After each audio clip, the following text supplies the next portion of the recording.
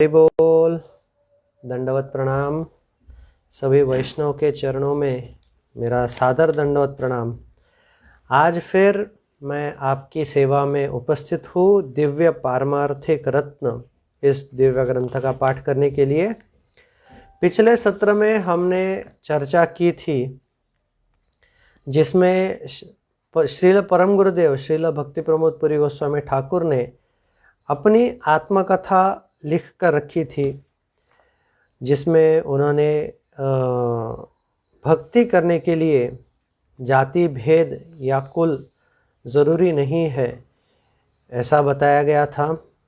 तत्पश्चात श्रील हरिदास ठाकुर जी ने जो चैतन्य भागवत में बताया गया है, जाति कुल सब निरर्थक बुझाईते जन्मी लेन नीच कुले प्रभुर आज्ञाते, ये भी हमें बताया गया।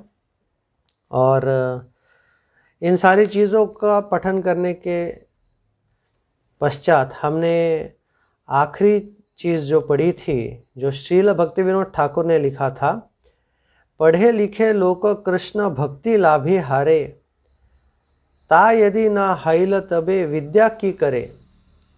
अर्थात विद्या का वास्तविक उद्देश्य तो कृष्ण भक्ति है।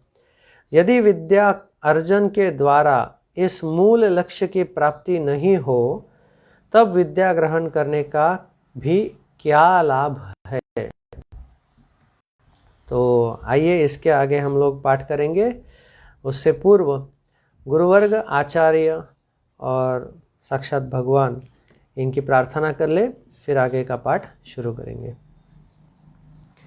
वंदे हम श्री गुरु श्रीयुता पदकमलम श्री गुरु वैष्णवांश्च श्री रूपा साग्रजाता सहगणा रघुनाथान्वितं तं सजीवं साद्वैतं सावधूतं परिजना सहितं कृष्ण चैतन्य देवं श्री राधा कृष्णपदा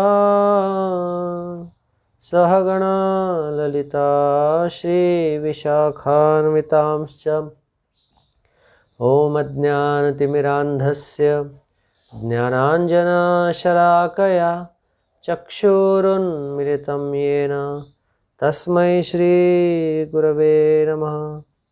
गुरवे गौरचन्द्राय राधिकाये तदालये कृष्णाय कृष्णभक्ताय तद्भक्ताय नमो नमः। नमो विष्णुपादाय गौरांगप्रेष्ठरूपिणे श्रीभक्ति विबुधाय वै बोधाय नितिनामिने नमो भक्ति प्रमोद श्रीपुरी प्रेष्ठ स्वरूपिणे तद्भिन्न प्रकाशाय करुणामूर्तये नमः। कृष्ण भक्ति गुणाख्याने तन्महात्म्य प्रचारिणे सदा सन्निष्ठरूपाय गुरवे प्रभवे नमः। प्रभुपादरतिश्चैव श्री गुरुप्रेम सेविने विश्वे गौरमनोभीष्टं हरेर्नाम प्रचारिणे नौमि बोधायनं देवं कृष्णशक्तिस्वरूपकं प्रभुपादप्रियकान्त श्रीपुरी प्रेष्ठसेवकं भक्ति प्रमोदाख्य पुरीमुषित्वा भक्ति प्रमोदाख्य पुरीमुपास्य भक्ति प्रमोदाख्य पुरीं प्रणम्य भक्ति प्रमोदां लभते जन वै। गौर कृष्ण नाम दाता कीर्तनानन्दवर्धनं बहिर्मुखजीवत्राता वन्दे सरस्वतीं प्रभुं। भज श्रीकृष्ण चैतन्य प्रभो नित्यानंद श्री अद्वैत गदाधर शिवासादि गौर भक्तवृंद। हरे कृष्णा कृष्णा कृष्णा हरे हरे, हरे राम राम राम हरे हरे। हरि बोल। तो आगे हम लोग पाठ कर रहे हैं जो हमारे प्रिय गुरुदेव श्रील भक्ति विभूत बोधायन गोस्वामी महाराज ने परम गुरुदेव के बारे में लिखा है। गुरुदेव कहते हैं, श्री प्रमोद भूषण का व्यवहार उनके परिवार, निकट संबंधी तथा समस्त ग्रामवासियों के लिए उदाहरण स्वरूप था। श्री प्रमोद भूषण को देखकर प्रत्येक ग्रामवासी यही विचार करता था कि यह बालक एक दिन बहुत यशस्वी होगा और इसे महापुरुषों का आशीर्वाद प्राप्त होगा। श्री प्रमोद भूषण का आचरण संपूर्ण रूप से एक वैष्णव की भांति ही था। उन दिनों ब्राह्मण समाज वैष्णव के प्रति हीन तथा घृणा का भाव रखता था, इसलिए उनके निकटवर्ती सभी लोग एक ब्राह्मण कुमार का वैष्णव सम आचरण देखकर चकित होते थे। जो भी व्यक्ति प्रमोद भूषण से वैष्णव धर्म के हीन होने की बात कहता तो वह व्यक्ति उन्हें अपने तर्कों से पराजित नहीं कर पाता था। बाल्यकाल से ही श्री प्रमोद भूषण को यह ज्ञान था कि श्री ब्रह्मा जी ही समस्त जीवों के रचयिता है और स्वयं ब्रह्मा जी एक ब्राह्मण तथा एक वैष्णव दोनों ही है। सृष्टि की रचना के समय से ही वैष्णव धर्म का अस्तित्व है और तब से ही यह निरंतर प्रवाहित हो रहा है। इसलिए श्री प्रमोद भूषण स्मार्त ब्राह्मणों के द्वारा वैष्णव को हीन बताए जाने वाले सभी तर्कों को खंडित करके यह सिद्ध कर देते कि वैष्णव धर्म ही सर्वश्रेष्ठ है। शास्त्रानुसार हमें यह ज्ञात होता है कि शिव सर्वश्रेष्ठ वैष्णव है, वैष्णवानाम यथा शंभु। हम इस बात से भी अवगत हो कि श्री प्रमोद भूषण शिव के वरदान थे, इसलिए ब्राह्मण विद्वान भी श्री प्रमोद भूषण को परास्त करने में असमर्थ थे। श्री प्रमोद भूषण उन्हें बतलाते थे कि प्रत्येक मनुष्य का कर्तव्य है कि वह अपना सर्वस्व भगवान की सेवा में समर्पित कर दे और उनके अवशेष को प्रसाद स्वरूप ग्रहण करे। परमेश्वर ही सृष्टि की उत्पत्ति के मूल है, इसलिए यदि हम कोई भी वस्तु उन्हें अर्पित किए बिना ही अपने उपयोग में लाते हैं तो वह चोरी है। इसलिए मानवता का प्रथम स्तर तो यही है कि मनुष्य कभी भी चोरी नहीं करे। मानवता का द्वितीय स्तर है अहिंसा। सभी जीवों की उत्पत्ति भगवान से ही होती है, अतः भगवान ही सबके मूल पिता है। यहाँ तक कि स्वयं ब्रह्मा जी भी उनके पुत्र है। शास्त्र कहते हैं कि ब्रह्मा जी भगवान के रजोगुणी अवतार है, शिव जी भगवान के तमोगुणी अवतार है। इस सिद्धांत के अनुसार हम सबका एक दूसरे के साथ नित्य संबंध है। इसलिए किसी भी मनुष्य को किसी अन्य जीव का वध करने का कोई अधिकार नहीं है। भगवान ने मनुष्य शरीर की संरचना इस प्रकार से की है कि वह फल, सब्जी, अन्न, जल, दूध आदि शाकाहार के द्वारा भी हृष्ट पुष्ट रह सकता है। इन खाद्यों को भी ग्रहण करने से पूर्व इनका कल्याण करने के लिए भोजन को भगवान को अर्पित करना चाहिए और पेड़ पौधों की हिंसा के पाप से भी बचना चाहिए। यदि हम शाकाहार भोजन भी भगवान को अर्पित किए बिना ग्रहण करते हैं तो यह भी हिंसा ही है। इसलिए भगवान ने भी निर्देश किया है कि फल, सब्जी, दूध, अन्न, जल ग्रहण करने से पूर्व उन्हें भगवान को अर्पित करना चाहिए। वह इन सब जीवों का उद्धार करके अवशिष्ट भोजन हमें प्रसाद स्वरूप देंगे। इस प्रसाद का सेवन करने से हमें कोई पाप स्पर्श नहीं करेगा और ना ही इसे हिंसा कहलाएगा। मानवता का तृतीय स्तर है आत्मनियंत्रण अर्थात संयम। अपनी इंद्रियों को नियंत्रित करना प्रत्येक मनुष्य का कर्तव्य है, अन्यथा मनुष्य और पशुओं में केवल आकार का ही अंतर रह जाएगा, आचरण का नहीं। अपनी इंद्रियों को नियंत्रण में रखने के लिए हमें परम नियंता भगवान की शरण ग्रहण करनी चाहिए। उनकी कृपा से हम अपनी इंद्रियों को नियंत्रण में रखने में सफल हो सकते हैं। मानवता का चतुर्थ स्तर है पवित्रता, शुचि। प्रत्येक व्यक्ति को भीतर और बाह्य दोनों स्वरूप में शुद्ध रहने का प्रयास करना चाहिए। बाह्य रूप से सज्जन पुरुषों की भांति वस्त्र धारण कर लेना और भीतर से स्वार्थी, छल करने वाला अथवा कपटी होना शुद्धता नहीं है। ऐसे व्यक्ति के लिए उचित है कि वह अपने हृदय से कपटता दूर करे, अन्यथा वह एक दाम्भिक के अतिरिक्त और कुछ नहीं कहलाएगा। उदाहरण स्वरूप किसी व्यक्ति ने सज्जन पुरुष के समान वस्त्र धारण किए हो, किंतु वास्तव में वह हत्यारा है, और जैसे ही हमें उसकी वास्तविक प्रवृत्ति का अनुमान होगा, हम उसे दुष्ट व्यक्ति कहेंगे। दूसरी ओर यदि किसी व्यक्ति ने जीर्ण शीर्ण यानी फटे पुराने वस्त्र धारण किए हो, किंतु वह हृदय से लोगों की भौतिक, आध्यात्मिक अथवा आर्थिक रूप से सहायता करता है, तो वह ऐसे व्यक्ति को हम स्वाभाविक ही सत्यपरायण और उत्तम कहेंगे।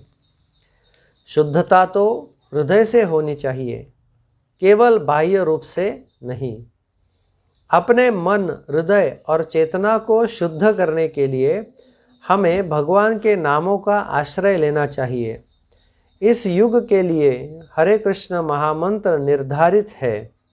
इस युग में आध्यात्मिकता का अर्थ है भगवान के पवित्र नामों का कीर्तन। मानवता के मूल नियमों के रचयिता मनु के अनुसार यदि कोई व्यक्ति आध्यात्मिकता के निर्धारित पथ का अनुसरण नहीं करता, तो वह शुद्धता से वंचित है। मानवता का पंचम स्तर है सत्यता। इस भौतिक जगत में सब कुछ अस्थाई है, यहाँ कुछ भी स्थायी रूप से नहीं रह सकता। एक दिन इस संसार की प्रत्येक वस्तु का नाश हो जाएगा, यहाँ तक कि हमारा शरीर भी प्रतिक्षण परिवर्तित होता रहता है। इस शरीर के संरक्षण के असंख्य यत्न करने पर भी समय आने पर सभी को निर्धारित समय पर यह संसार त्याग कर जाना पड़ेगा। केवल एक वस्तु स्थायी एवं वास्तविक है, स्वयं भगवान। कलयुग में भगवान अपने नाम के रूप में हमारे समक्ष प्रकट हुए हैं।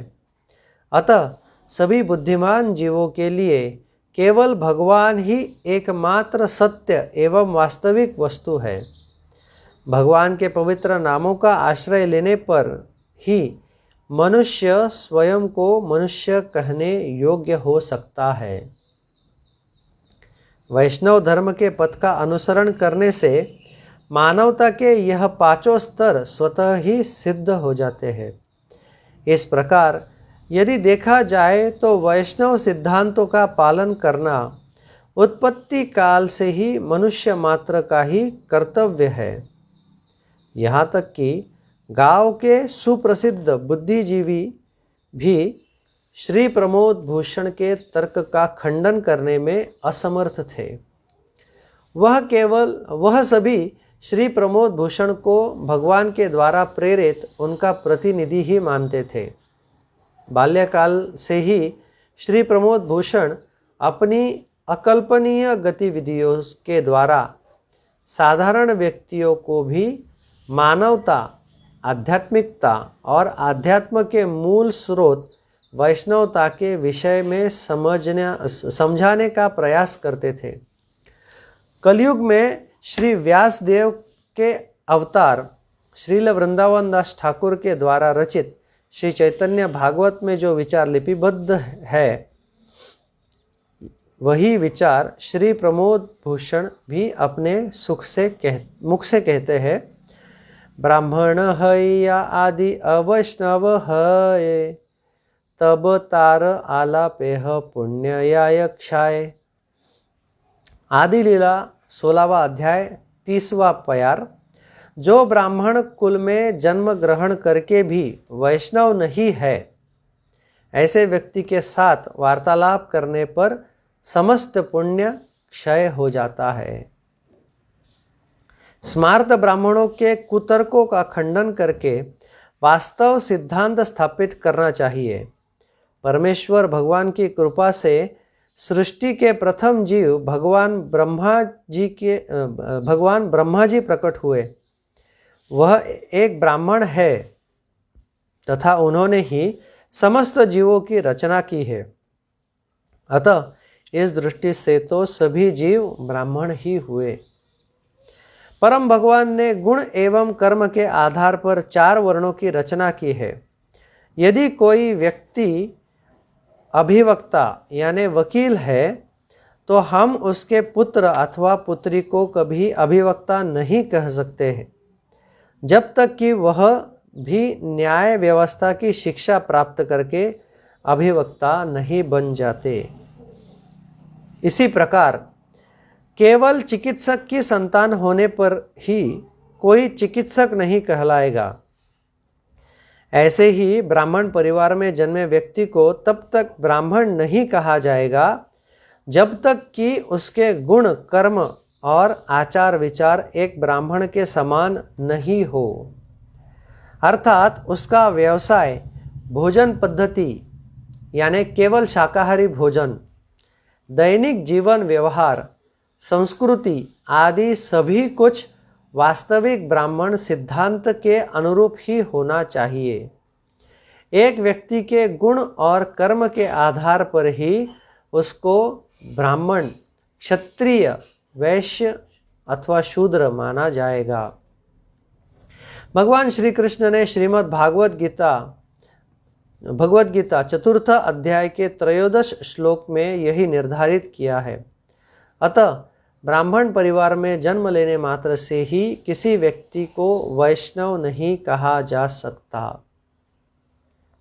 सभी जीव भगवान के नित्य दास हैं और एक दास की भांति कार्य करना ही वैष्णवता है। सभी जीवों, विशेष रूप से मनुष्यों के लिए वैष्णवता में स्थित होना ही उनकी आदर्श स्थिति है। वैष्णव धर्म तो केवल निरक्षर अथवा निर्धन लोगों के अनुसरण करने योग्य है। इस प्रकार के तर्क अत्यंत आधारहीन एवं मिथ्या है। मैं पुनः इसको पढ़ना चाहूँगा, ध्यान से सुनिएगा। वैष्णव धर्म तो केवल निरक्षर अथवा निर्धन लोगों के अनुसरण करने योग्य है। इस प्रकार के तर्क अत्यंत आधारहीन एवं मिथ्या है। ब्राह्मण कुल अथवा कुलीन वंश में जन्मे व्यक्ति को भी वैष्णव धर्म का आश्रय लेकर अन्य साधारण लोगों के समक्ष एक आदर्श प्रस्तुत करना चाहिए। ऐसा करने से उक्त व्यक्ति एवं समाज दोनों का ही कल्याण होगा। बालक श्री प्रमोद भूषण का व्यवहार इसी सिद्धांत को स्थापित करता है। ब्राह्मण कुल में जन्मे व्यक्ति को वैष्णव धर्म का पालन करना चाहिए एवं समाज का कल्याण करना चाहिए। संभवतः शास्त्रों के इस कथन को सिद्ध करने के लिए ही सर्वश्रेष्ठ वैष्णव शिव ने माता श्री राम रंगिनी देवी के आग्रह पर श्री प्रमोद भूषण को चक्रवर्ती परिवार में प्रेरित किया था। चक्रवर्ती परिवार के प्रत्येक सदस्य का दृढ़ विश्वास था कि श्री प्रमोद भूषण भगवान शिव का ही उपहार है। इसलिए उनका मानना था कि श्री प्रमोद भूषण से पूर्व जन्मे 2 बालकों के समान श्री प्रमोद भूषण की असमय मृत्यु नहीं होगी। और अब तो धीरे धीरे यह विश्वास गंगानंदपुर के वासियों के हृदय में भी भली भांति दृढ़ हो चुका था। श्री प्रमोद भूषण से पूर्व श्री तारिणी चरण चक्रवर्ती की 4 वर्ष की पुत्री एवं 1 वर्ष के पुत्र की असामयिक मृत्यु हो गई थी। इस प्रकार गांव तथा अपने संबंधियों के मध्य सभी कठिनाइयों को उत्तीर्ण तथा वैष्णव सिद्धांतों की स्थापना करते हुए श्री प्रमोद भूषण ने अपने प्राथमिक शिक्षा पूर्ण करके गांव के ही ME नामक विद्यालय में प्रवेश लिया। उस विद्यालय के सभी शिक्षक श्री तारिणी चरण चक्रवर्ती को बहुत भाग्यशाली मानते थे कि उन्हें श्री प्रमोद भूषण के समान पुत्र रत्न प्राप्त हुआ है। स्वभाव से श्री प्रमोद भूषण बहुत ही गंभीर, शांत एवं दयालु थे। उनके मुख से विद्वानों की भांति विचार श्रवण करके सभी लोग उन्हें तीनों के नाम से संबोधित करने में संकोच करने लगे। गांव और विद्यालय में उनका प्रभाव बहुत बढ़ गया था। अतः अब लोग उन्हें उनके मुख्य नाम प्रमोद भूषण के द्वारा ही संबोधित करने लगे। अपने स्वभाव एवं योग्यता के अनुरूप ही श्री प्रमोद भूषण के बहुत से मित्र बने। उनमें से एक थे श्री परितोष कुमार राय चौधरी। वह वैष्णव परिवार से ही संबंधित थे। श्री प्रमोद भूषण एवं श्री परितोष दोनों ही वैष्णव गुणों एवं शिष्टाचार से परिपूर्ण थे। दोनों ही विद्यालय में अति मेधावी छात्रों के रूप में प्रसिद्ध हो गए। अपने आचरण और व्यक्तित्व से श्री प्रमोद भूषण ने दिखलाया कि समस्त ज्ञान और विद्या का उद्देश्य वैष्णव बनना ही है। बाल्यकाल में श्री प्रमोद भूषण श्री परितोष के साथ ही क्रीड़ा, भ्रमण एवं अध्ययन इत्यादि करते थे। श्री प्रमोद भूषण के 2 छोटे भ्राता और 2 छोटी बहनें भी थीं।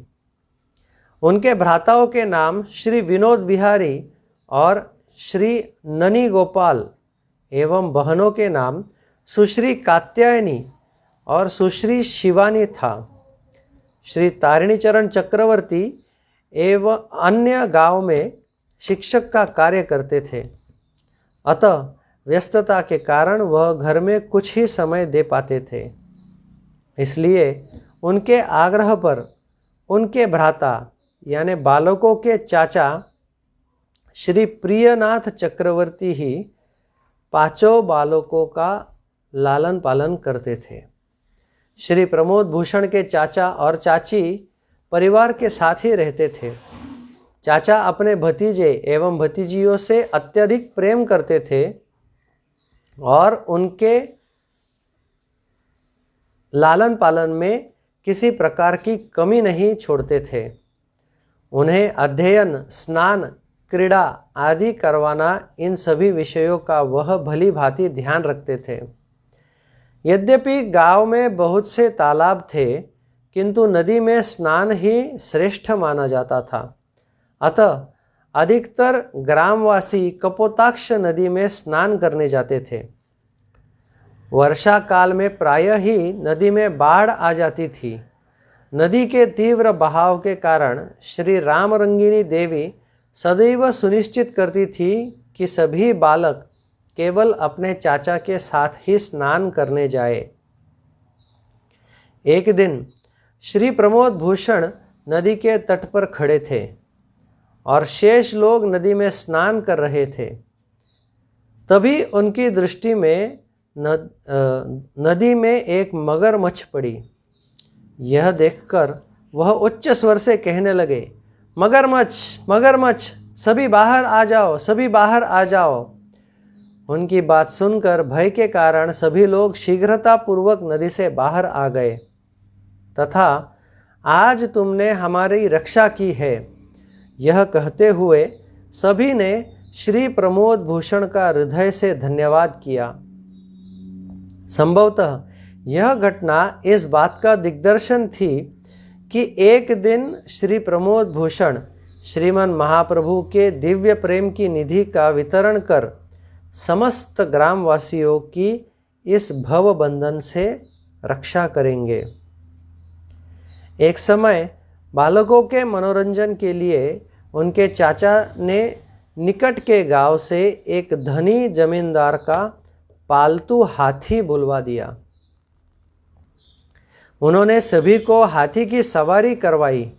सभी बालकों ने अत्यधिक हर्षोल्लास के साथ हाथी की सवारी की, किंतु श्री प्रमोद भूषण ने विशेष रुचि लिए बिना बहुत सामान्य भाव से ही हाथी की सवारी की। उनका यह व्यवहार इस बात का ही परिचायक था कि वैष्णव की भौतिक ऐश्वर्य के प्रति कोई रुचि नहीं होती है। अल्प आयु में ही श्री प्रमोद भूषण की विलक्षण बुद्धि देखकर उनके निकटवर्ती लोग यही विचार करते थे कि यह कोई साधारण बालक नहीं अपितु कोई महापुरुष है। भगवान ने इसको पृथ्वी पर किसी विशेष कार्य के लिए ही भेजा है। भगवान ने श्रील भक्तिविनोद ठाकुर के गुरु भ्राता श्री मनीन्द्रनाथ दत्त श्री भक्तिरत्न ठाकुर को श्री प्रमोद भूषण के विशेष कार्य में सहायता करने के लिए पहले ही भेज दिया था। श्री प्रमोद भूषण के जन्म से पूर्व ही श्री मनीन्द्रनाथ दत्त का गंगानंदपुर गांव में जन्म हो चुका था। भगवान ने उन्हें श्री प्रमोद भूषण की स्मार्त ब्राह्मणों के प्रभाव से रक्षा करने एवं विद्यार्थी जीवन में ही श्रील भक्तिविनोद ठाकुर के द्वारा रचित धार्मिक ग्रंथों का अध्ययन करने का अवसर प्रदान करने के लिए प्रेरित किया था। पूर्ववर्ती आचार्यों एवं पंचतत्व के दर्शन देखकर श्रील प्रभुपाद से कहा था, विमला प्रसाद, उचित समय आने पर हम तुम्हारी सहायता के लिए तुम्हारे पास योग्य व्यक्तियों को भेजेंगे। श्री प्रमोद भूषण का व्यक्तित्व भी इसी भविष्यवाणी की दिशा में एक पग प्रतीत हो रहा था। बाल्यकाल से ही श्री प्रमोद भूषण के दत्त परिवार से प्रगाढ़ संबंध बन गए थे। दत्त परिवार से श्री प्रमोद भूषण का संबंध कोई जागतिक संबंध नहीं था, अपितु उनका संबंध तो शुद्ध प्रेमा भक्ति परायण संबंध था। श्री प्रमोद भूषण सर्वप्रथम श्री भक्तिविनोद ठाकुर से दत्त परिवार के गृह में ही मिले थे, क्योंकि श्रील भक्ति विनोद ठाकुर और श्रील भक्तिरत्न ठाकुर दोनों गुरु भ्राता थे। दोनों ही श्रील विपिन बिहारी गोस्वामी के शिष्य थे। इस भेंट के अतिरिक्त एक समय श्री प्रमोद भूषण वर्ष 1912 में श्री गौरदास नाम के एक भक्त के साथ गंगानंदपुर से कोलकाता गए थे। वहाँ पर वह श्रील विपिन बिहारी गोस्वामी से उनके निवास स्थान पर मिले थे। श्रील विपिन बिहारी गोस्वामी श्रील भक्तिविनोद ठाकुर के दीक्षा गुरु थे। पुनः वह रामबागान कोलकाता स्थित श्रील भक्तिविनोद ठाकुर के निवास स्थान भक्ति भवन भी गए और वहाँ उन्होंने श्रील भक्तिविनोद ठाकुर को प्रणाम किया, किंतु उनके साथ अधिक समय व्यतीत करने का अवसर प्राप्त नहीं हुआ। इस प्रकार श्री प्रमोद भूषण को श्रील प्रभुपाद से मिलने से पूर्व बहुत से आध्यात्मिक पुरुषों से मिलने का सुअवसर प्राप्त हुआ था। हरि बोल। आज के सत्र का समय समाप्त हो रहा है। आगे का सत्र हम लोग परम गुरुदेव ने अपनी आत्मकथा में कुछ चीज़ें वर्णन की थी उसका पाठ करेंगे। और इस सारे पठन में आपको जो कुछ भी अच्छा लग रहा है ये हरि गुरु वैष्णव की कृपा है। इसका अनुसरण करने का प्रयास कीजिए। जो कुछ भी गलती हो रही है वो इस बालक से गलती हुई है ऐसा समझकर मुझे क्षमा प्रदान करें। और ऐसे ही आप सबकी सेवा में हमेशा मुझे संधि देते रहे। बहुत बहुत धन्यवाद। अगले सत्र में हम लोग ज़रूर मिलेंगे। हरि बोल। दंडवत प्रणाम।